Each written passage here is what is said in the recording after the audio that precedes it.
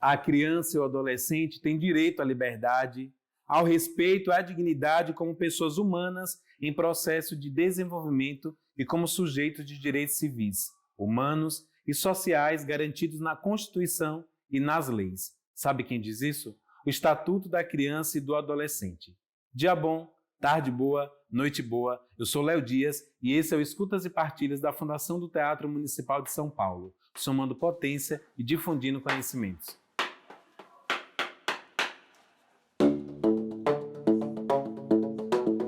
Dia bom, tarde boa, noite boa. Esse é mais um Escutas e Partilhas e hoje estamos com Tiffany Paulini. Seja bem-vinda, Tiffany. Obrigada. A gente geralmente começa para tentar deixar um pouquinho mais relaxado esse bate-papo. Eu sei que é difícil, tem algumas pessoas ali nos olhando, mas para poder tentarmos nos situarmos, quem é Tiffany nesse mundo de tantos deuses e o que você perpassa nesse exato momento nas suas atuações? Bem, eu sou Tiffany, sou mulher, hoje trabalho como coordenadora de política para criança e adolescente na Secretaria de Direitos Humanos, também sou filha, sou irmã, sou tia, sou estudante, acho que isso me define um pouco.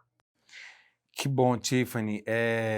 Estamos felizes com a sua presença aqui, porque poder falar sobre criança e adolescente é também resgatar a nossa criança e o nosso adolescente nas nossas responsabilidades enquanto hoje adulto.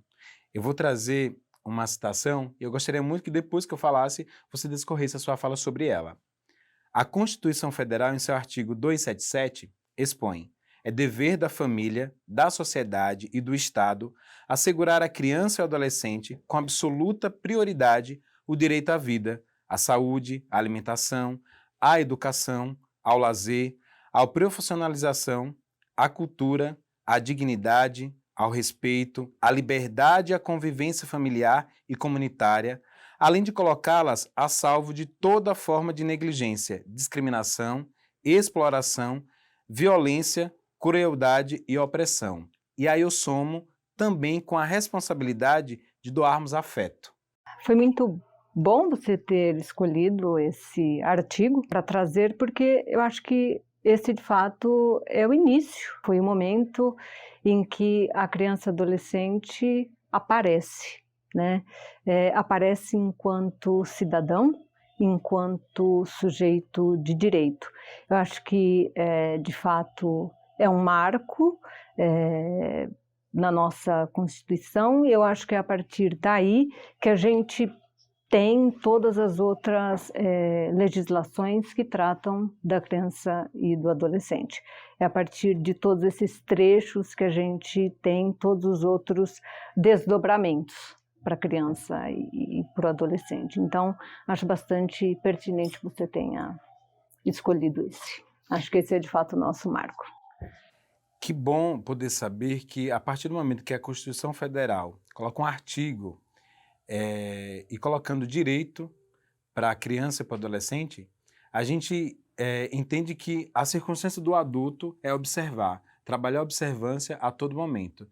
Como que tem sido essa observância pós-pandemia?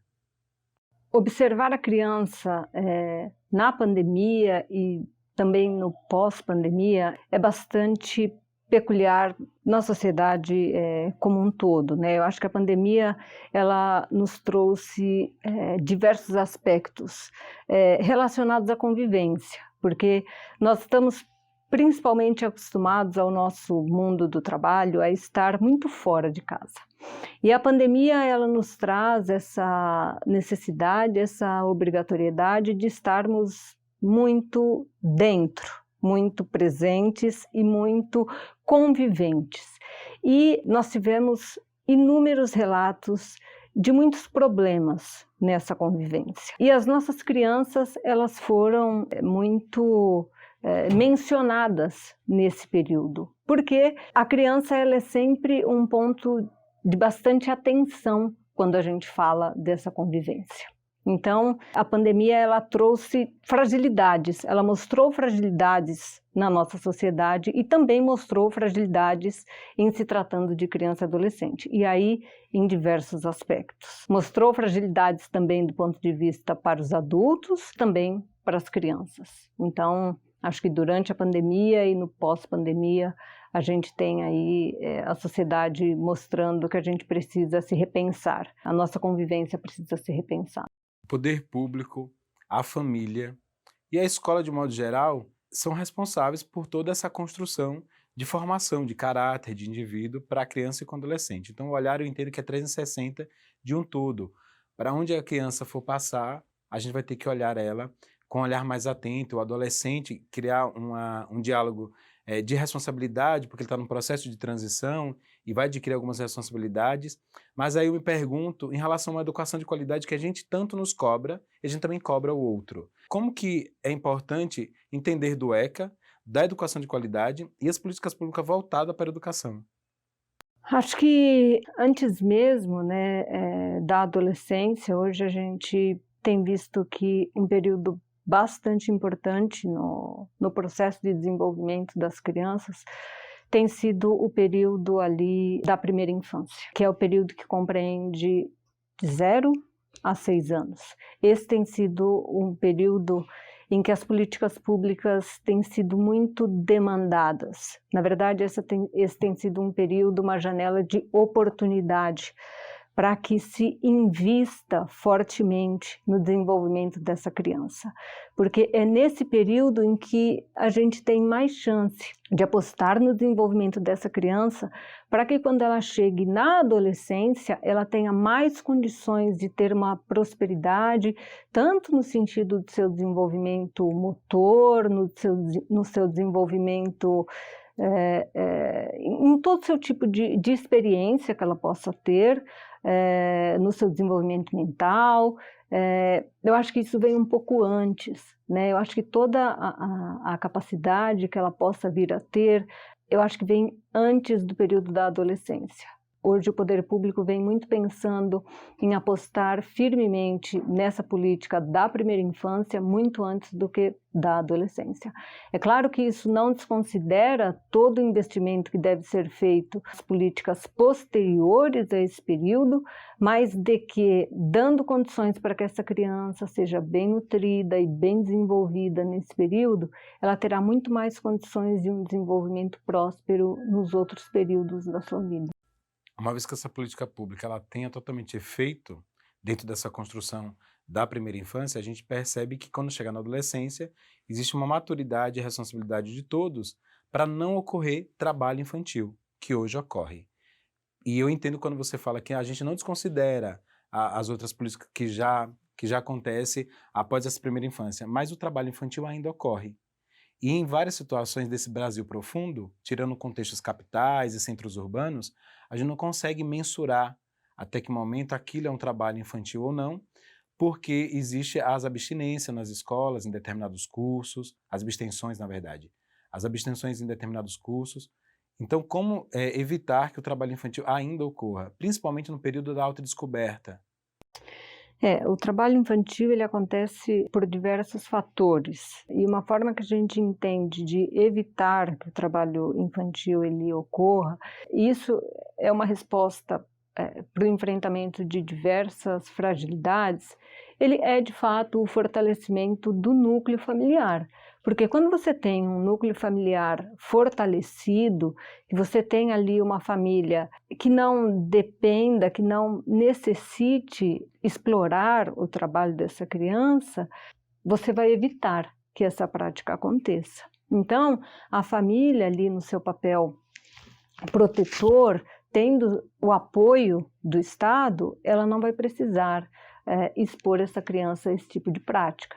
Então, tudo leva sempre a que essas famílias sejam fortalecidas. A gente hoje vê que existe todos os planos levam ao fortalecimento dos núcleos, a gente tem planos voltados para o fortalecimento, para o nosso plano de fortalecimento familiar e comunitário. Isso hoje é a base da política pública para as crianças, porque isso vai na contramão do acolhimento institucional. Isso é uma coisa que a gente quer evitar, porque isso é que vai promover que essas famílias tenham condições de exercer o seu papel protetor, né? Porque muitas vezes nós temos situações de vulnerabilidades tão fortes que as famílias não têm condições de exercer o seu papel e acabam muitas vezes sendo violadores, né? Às vezes as próprias famílias têm uma tendência a violarem. Então, o Estado hoje, ele deve sim continuar exercendo o seu papel de fortalecer essas famílias, para que elas tenham condição de exercer o seu papel de proteção e não violar o direito dessas crianças. E quando essa violação ocorre dentro da família? Quando a família ela não teve base, por não ter base, não alimentou nenhum tipo de estrutura, sofreu as intervenções externas e alimenta internamente com uma desestrutura, onde aquela criança ou adolescente ela acaba perdendo, antes de um tempo, uma perspectiva de vida. Como que o poder público consegue intervir? Hoje o sistema de garantia de direitos ele tem uma rede bastante estruturada do ponto de vista da assistência social, do ponto de vista de educação, do ponto de vista da saúde. E a ideia é que sempre se utilize desta rede para que essa família consiga se fortalecer, e aí cada caso deve ser estudado para que se tente, né, dar para essa família aquilo que ela de fato precisa para que essa criança possa ser mantida nesse seio familiar, porque a ideia é que você esgote todas as possibilidades antes de propor o acolhimento institucional dessa criança. O acolhimento institucional ele deve ser proposto tão somente em último caso, quando você não tem mais possibilidades, quando você esgota tudo que você pôde, porque é direito desta criança permanecer com a sua família, e o Estado tem por dever garantir que esta família mantenha essa criança no seu seio, e você deve acionar esta rede de garantias para que cada um desses serviços, para que cada um desses equipamentos, desse sistema, possa fortalecer esse núcleo, né? E você tem uma série de equipamentos ali dentro dos seus territórios para poder avaliar cada um dos casos.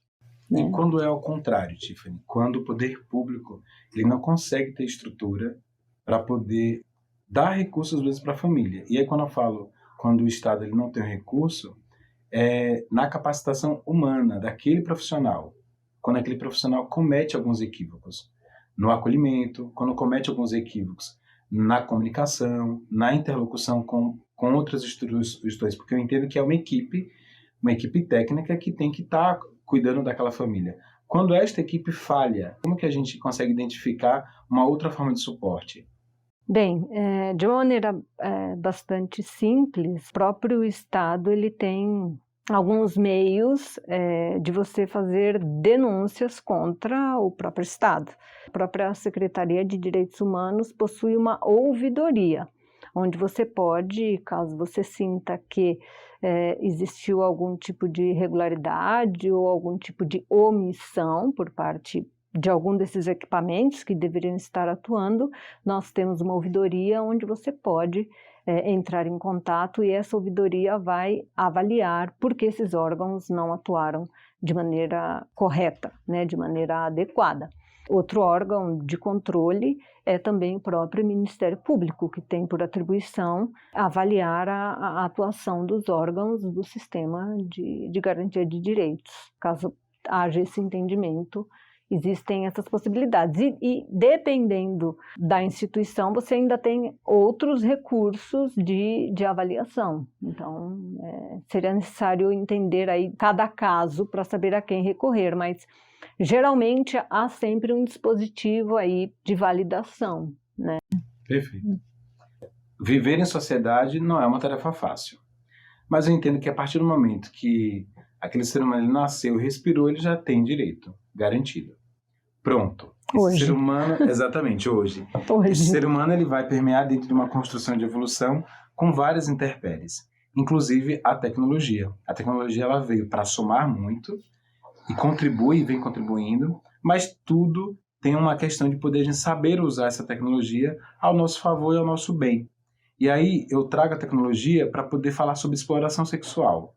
Ela já acontecia antes da tecnologia, existir dentro das redes, dos acessos, da visibilidade, mas a tecnologia dentro do contexto de exploração sexual infantil, ela tem uma dimensão enorme, porque o mundo é um mar sem muito acesso, sem possibilidade. A internet não é um campo sem lei, a gente sabe que existe uma lei, mas falar sobre exploração sexual infantil é um tema delicado e requer alguns cuidados. Bem, falar sobre a exploração sexual de crianças e adolescentes é sempre um tema bastante delicado, seja quando ele envolve a tecnologia, seja quando a gente está falando por meios tecnológicos ou não. A gente tem sempre buscado, dentro daquilo que é política pública, os meios para diminuir os índices dos casos.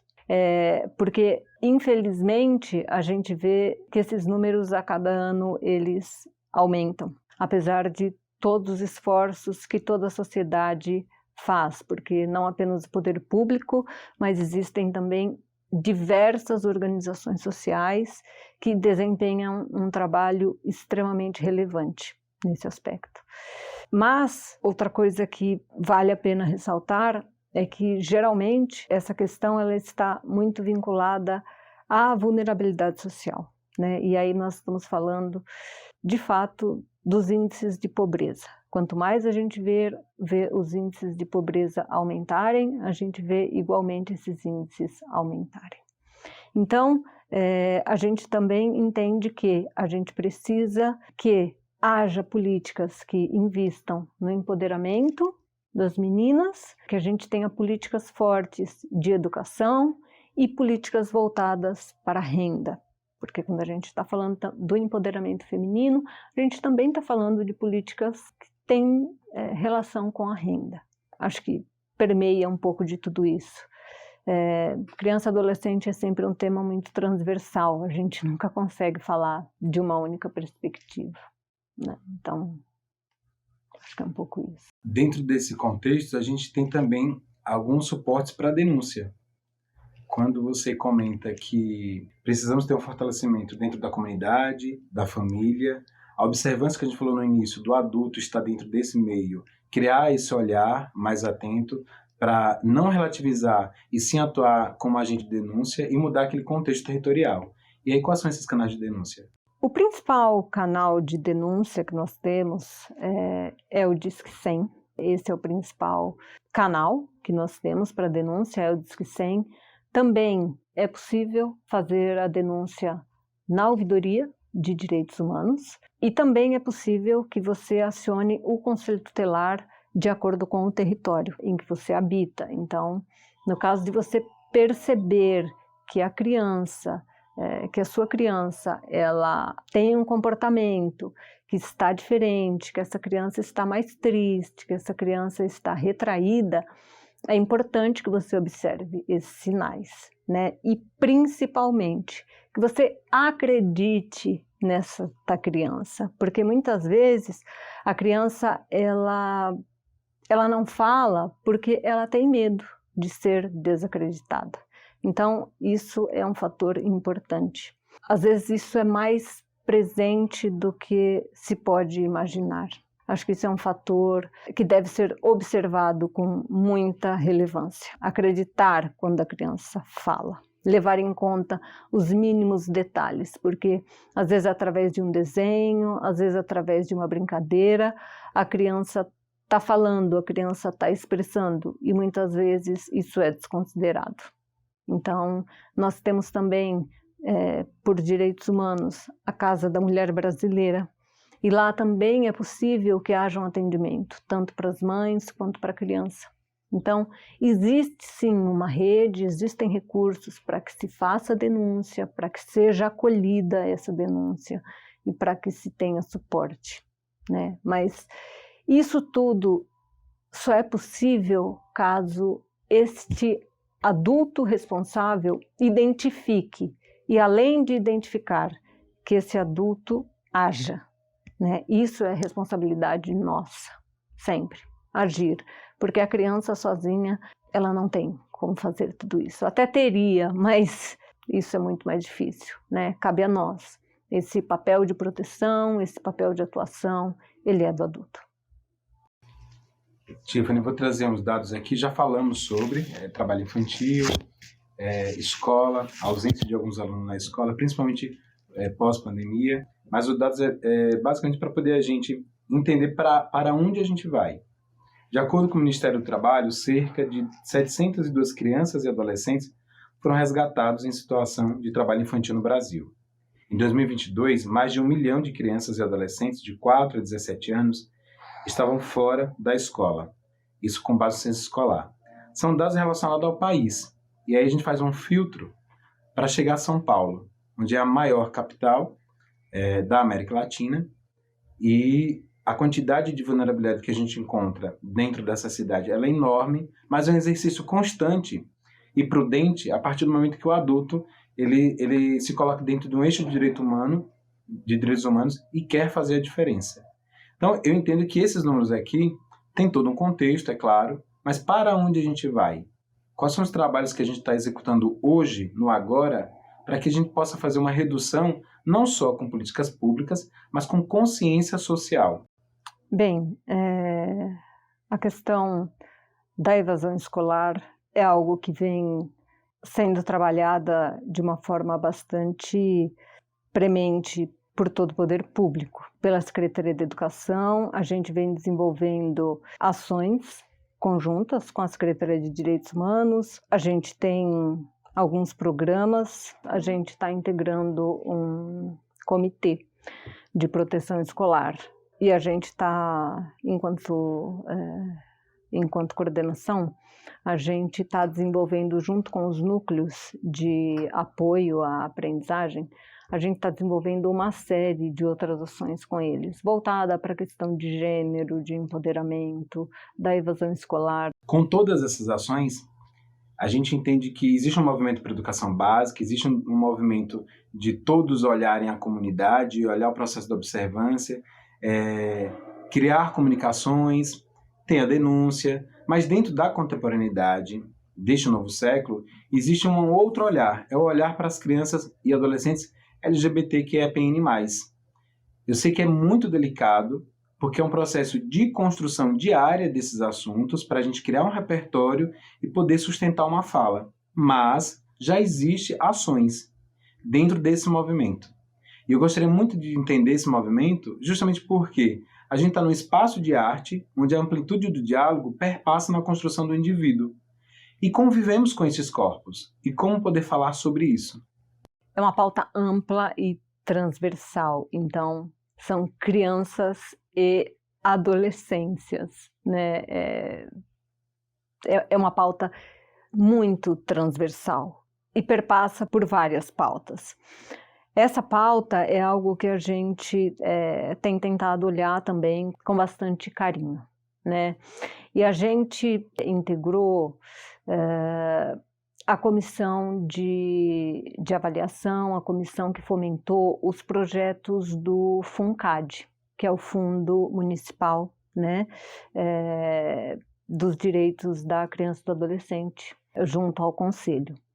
E nós procuramos fomentar projetos que fossem voltados justamente para este público, justamente por entender que muitas vezes essas crianças elas ficam invisibilizadas, né? Por conta de tabus, por conta da moral, muitas vezes por achar que assim não existem crianças, né? Não existem essas crianças, então a gente não fala. Então essa é uma pauta que muitas vezes fica de lado.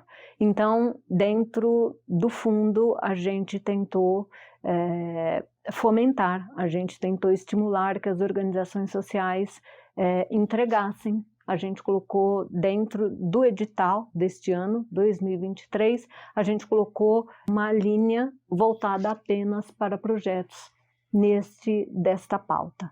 E logo será publicado quais foram os projetos contemplados, né? E a gente espera aí que as organizações tenham aí, atendido a esse fomento que a gente tentou dar no edital e que a gente tenha projetos que sejam desenvolvidos para esse público, porque a gente entende que é uma necessidade e que é uma pauta bastante relevante.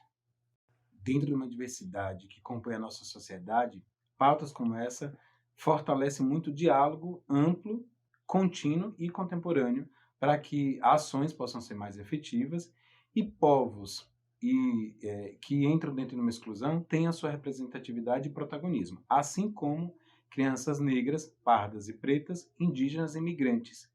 Como que se dá o acolhimento dessas crianças dentro desse contexto São Paulo? A gente sempre tem um olhar bastante cuidadoso, né? Porque, de fato, essas crianças elas acabam muitas vezes sendo as crianças mais vulneráveis, né? Essas são as crianças mais vulneráveis.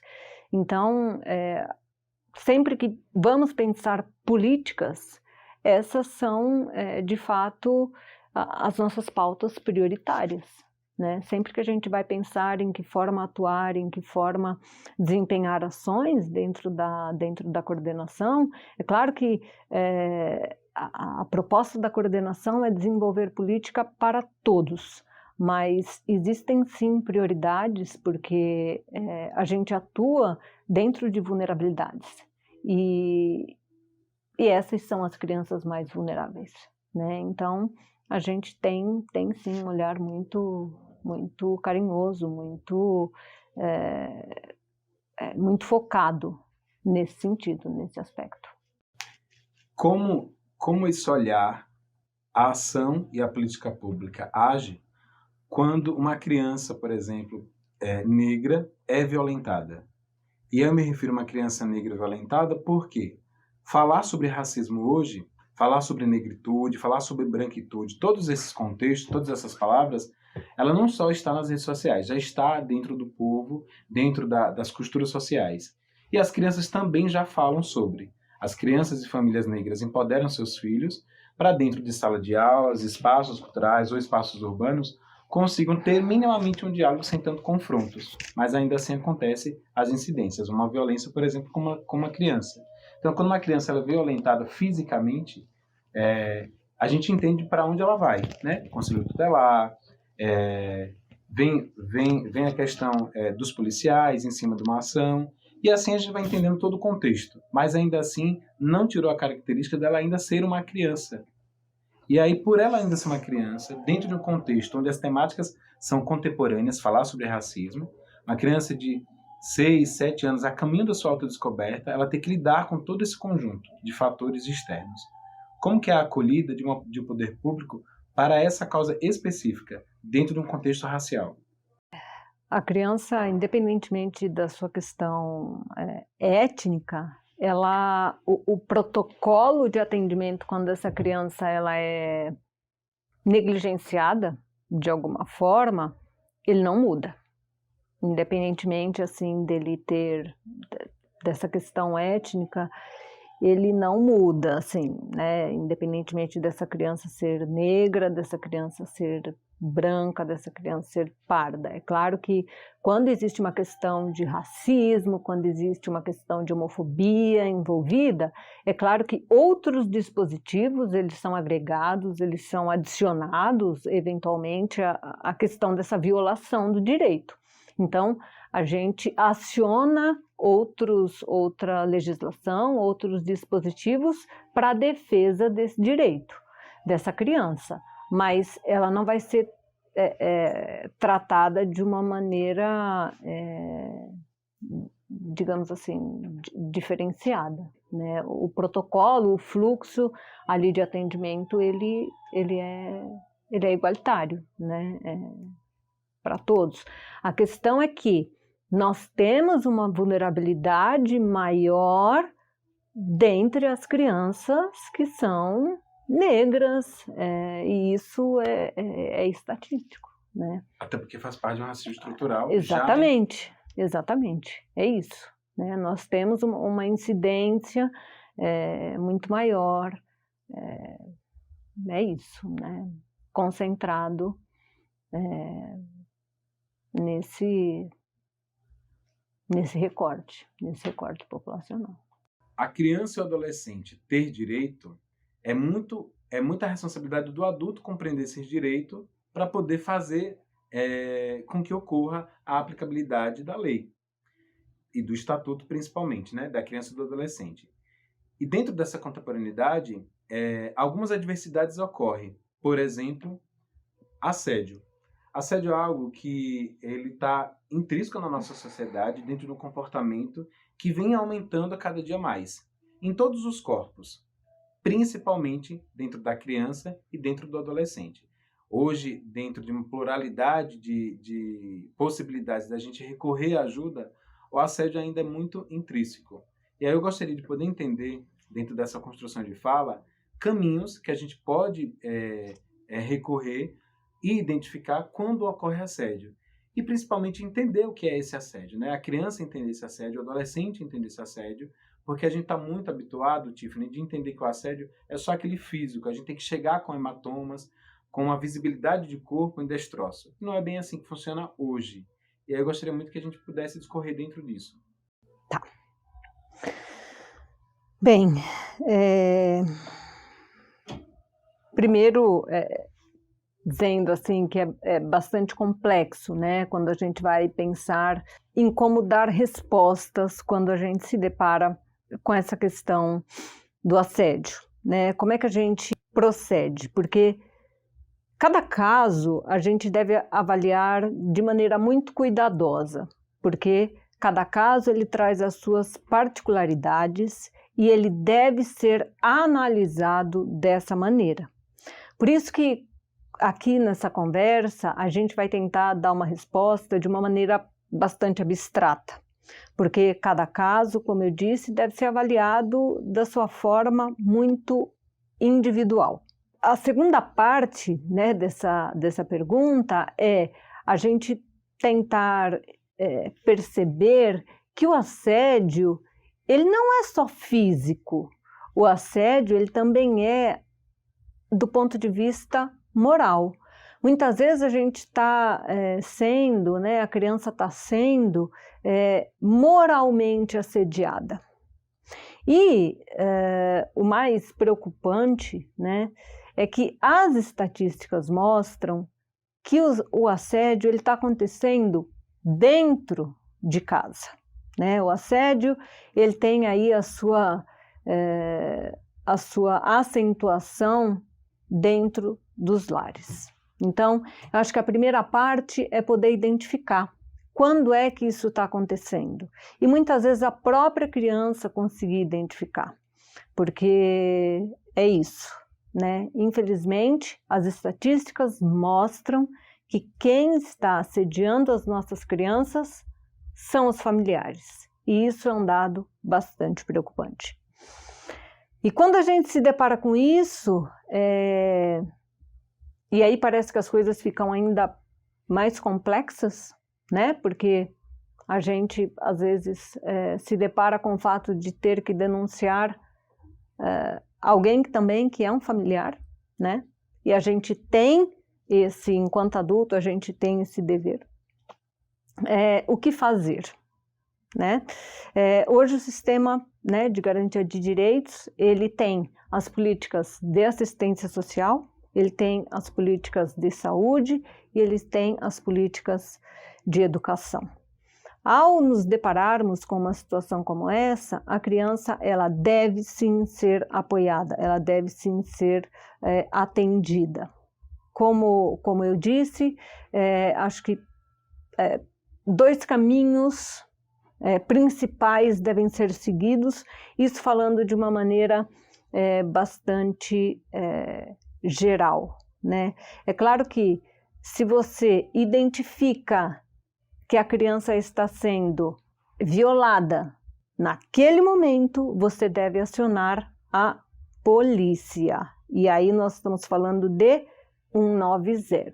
Se você presencia naquele momento que a criança está sendo assediada, ou se a criança está sendo, de alguma maneira, fisicamente, né? Se tem algo físico, nós estamos falando de um crime que está acontecendo, esse é a primeira coisa, né? Se a criança está machucada, você deve encaminhar esta criança para um serviço de saúde, e aí o fluxo será feito a partir deste serviço, do serviço de saúde, que tem um fluxo, que tem um alerta a ser prosseguido a partir desse serviço, se a criança tem uma questão física. Se não tem uma questão física, se a criança te contou, né, falou, ou se você identificou, se você suspeitou que a criança está triste, está diferente, o que fazer? 2 caminhos principais, já que existem outros. Você pode procurar o conselho tutelar do seu território, né? E como é que eu acho o conselho tutelar do meu território? Né? Existe o site da Secretaria de Direitos Humanos e lá está o endereço e o telefone de todos os conselhos tutelares da cidade. E é lá que você vai identificar qual é o conselho tutelar que atende a sua região. Então você deve procurar o conselho tutelar do seu território. E a segunda possibilidade é procurar a Casa da Mulher Brasileira, que fica localizada no Cambuci. Então, esses são os 2 caminhos principais, no caso de você identificar um caso de abuso e exploração de uma criança. Os 2 possíveis, né, que a gente está elencando, já que existem outros. Respondido, a gente vai deixar na descrição dos vídeos outros links de acesso para que todo mundo possa entender quais são os outros caminhos, as outras possibilidades, não só da denúncia, mas de buscar também conhecimento sobre a temática. Tiffany, estamos chegando ao final e eu queria muito lhe agradecer, mas antes eu gostaria muito de uma fala sua referente à importância e à disseminação do conteúdo que está dentro do Estatuto da Criança e do Adolescente, ECA. O Estatuto da Criança e do Adolescente, ele é um marco, mas ele só passa a ser importante se ele for defendido e se ele for difundido por todos nós. Se ele for apenas mais uma lei que ela não é difundida, que ela não é utilizada, ela passa a não ter a relevância, né?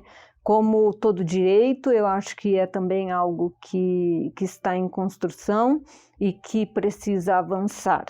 Eu acho que o ECA, ele nos traz a possibilidade de garantir que essas crianças tenham, que as nossas crianças tenham a possibilidade, de fato, de ter um futuro, mas que a gente precisa trabalhar para que isso realmente aconteça. Porque apesar da gente ter leis, apesar da gente ter essas garantias, a gente continua vendo que existem uma série de situações que a gente ainda precisa intervir.